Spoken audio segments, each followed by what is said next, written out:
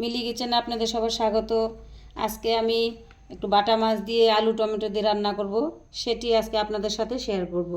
এই যে বাটা মাছটি আগে থেকে কেটে ধুয়ে রেখেছি, এখন হলুদ লবণ মাখিয়ে নেব।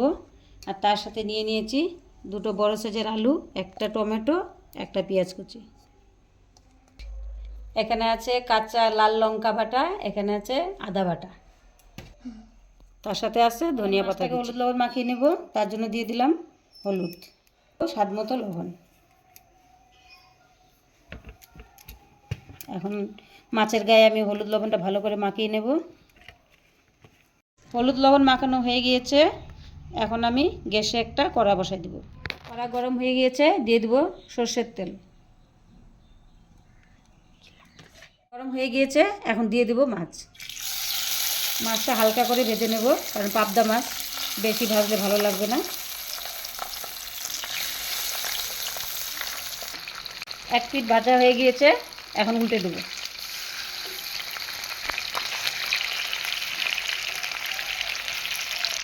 মাছটা ভাজা হয়ে গিয়েছে, এখন নামিয়ে নেব। মাছটা খুব নরম তো, তাই হালকাভাবে মাছটা নামাতে হবে, কারণ পাবদা মাছটা একটু নরমই হয়।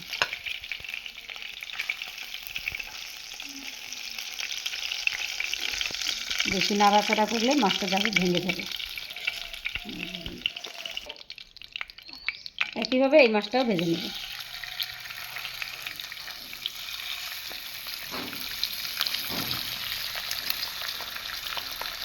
মাছগুলো ভাজা হয়ে গেছে, নামিয়ে নেব।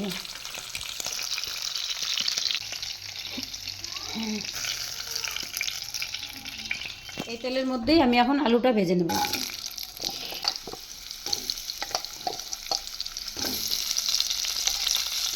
আলুটা ভাজার জন্য দিয়ে দিব অল্প একটু হলুদ গুঁড়ো, অল্প একটু লবণ। কিছুক্ষণের জন্য লাল লাল করে ভেজে নেব।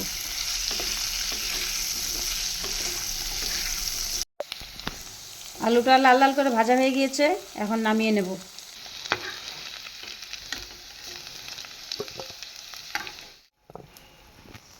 একই তেলের মধ্যে দিয়ে দেবো গোটা জিরা, দিয়ে দেবো পেঁয়াজ কুচি। কিছুক্ষণের জন্য ভেজে নেব লাল লাল করে। পেঁয়াজটা লাল লাল হয়ে গিয়েছে, এখন দিয়ে দেবো টমেটো।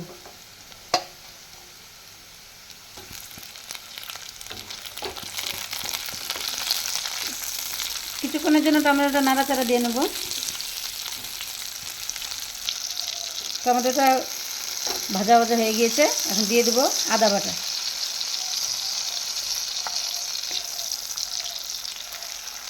কাঁচা গন্ধটা চলে যাবে, কিছুক্ষণ নাড়াচাড়া দিয়ে নেব।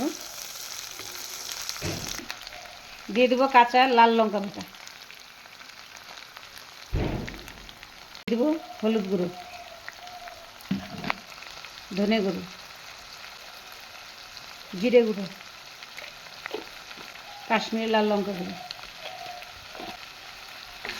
সব কিছু একসাথে মিশিয়ে নিব। দিয়ে দেবো অল্প একটু জল মশলাটার জন্য।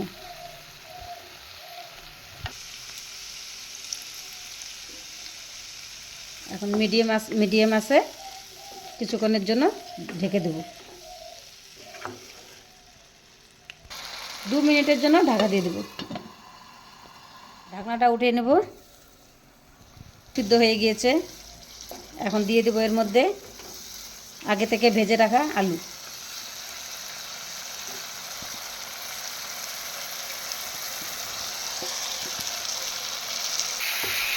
আলুটা এখন কিছুক্ষণের জন্য নাড়াচাড়া দিয়ে নেব। মশলাটা ভাজা হয়ে গেছে, দেখুন তেল ছেড়ে দিয়েছে। এখন আলুটার সাথে কিছুক্ষণের জন্য কষিয়ে নেব। দিয়ে দেবো স্বাদ মতন লবণ।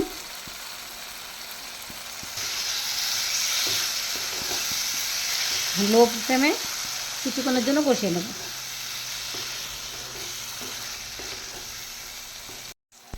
কষানো হয়ে গিয়েছে, তেল ছেড়ে এসছে।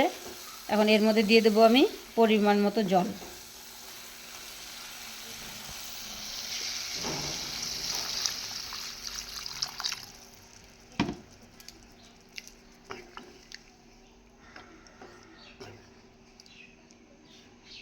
আর অল্প একটু দিয়ে দেবো।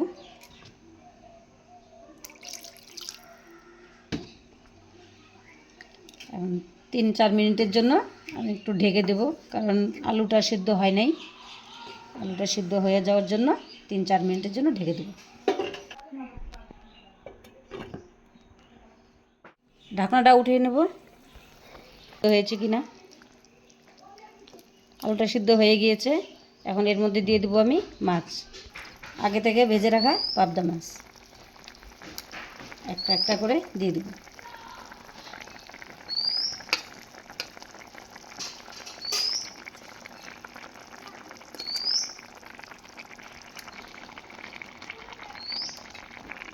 এটাকে বেশি নাড়াচাড়া করা যাবে না, কারণ মাছগুলো খুব নরম, ভেঙে যাবে।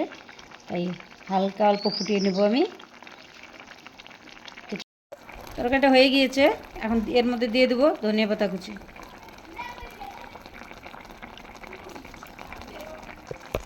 কিছুক্ষণের জন্য ধনিয়া পাতাটা নাড়াচাড়া দিয়ে নেব। মাছের ঝোলটা হয়ে গিয়েছে। এখন আমি গ্যাসের ফ্লেমটা বন্ধ করে দেবো। ভিডিওটি ভালো লেগে থাকলে লাইক, কমেন্ট, শেয়ার, সাবস্ক্রাইব করার অনুরোধ রইল।